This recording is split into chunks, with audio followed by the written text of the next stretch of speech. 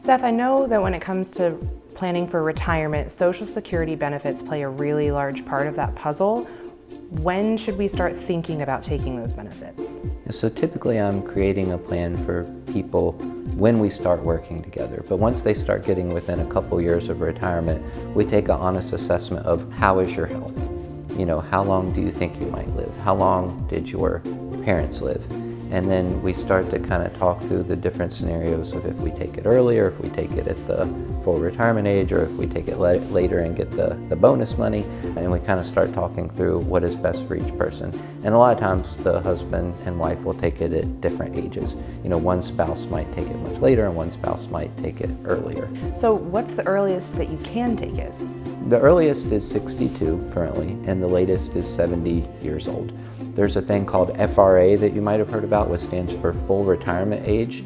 That age was 65 and it was moved up to 66, and it's gradually phasing in to 67. A lot of people in your age bracket a lot of times say, well, Social Security is never going to be there. What's it going to be for me? But full Social Security age for your age bracket, I would fully assume that it would eventually rise to 68 or 69 or 70. We don't know yet, but currently the normal retirement age is on its way to 67 years old. If I'm married and I'm not taking Social Security, but my spouse is, and my spouse passes away, what happens then? To boil it down, typically you're entitled to the higher of the two. So if yours is higher, you keep yours. If theirs is higher, they keep theirs.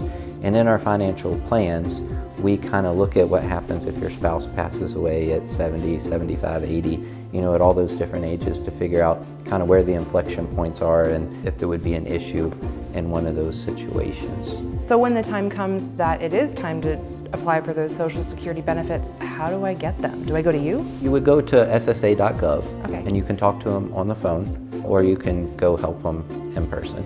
Really, it sounds like most of our plans, it's very individualized. Oh, absolutely. You know, again, everybody's thing is, I want my Social Security and I want it now. But at the end of the day, we're just your advocate to try to help you do the best that you can do.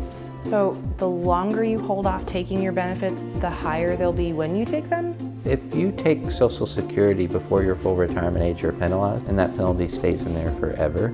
If you wait after your full Social Security age, you actually get an 8% bump for the rest of you and your spouse's life up to 70 years old. And that increases on top of whatever inflation raises you get as well. So it can really, really, really boost up the benefit. You know, a lot of people that wait until 70 versus 62 could get 70% more for life. Nobody ever wants to hear that. But again, you know, we just try to figure out how to get you the income that you need. Great. Thank you for talking me through that. No, you're welcome.